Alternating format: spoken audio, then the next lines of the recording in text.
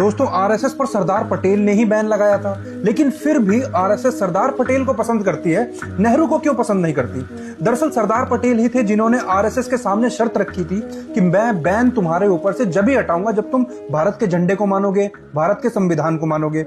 और पटेल जी ने ही आरएसएस को सांप्रदायिक संगठन कहा था, समाज में जहर घोलने वाला कहा था। तो फिर भी आरएसएस उन्हें पसंद क्यों करती है? सवाल ये है, मैं बताता हूं। दोस्तों इसका कारण यह है कि 6 जनवरी 1948 को लखनऊ में पटेल जी ने आरएसएस नेताओं को देशभक्त कहा था, आरएसएस की तारीफ की थी। वहीं जवाहरलाल नेहरू आरएसएस को शुरू से ही देश विरोधी मानते थे।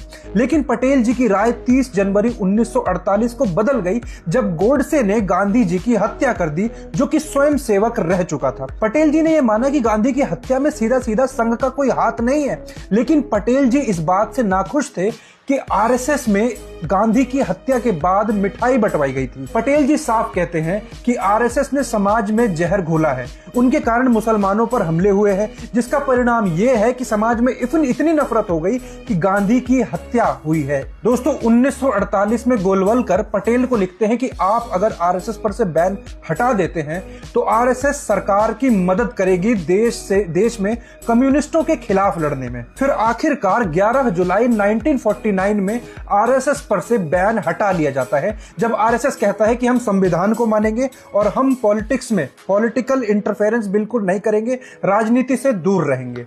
वहीं पर नेहरू साफ कहते थे कि आरएसएस देश विरोधी है।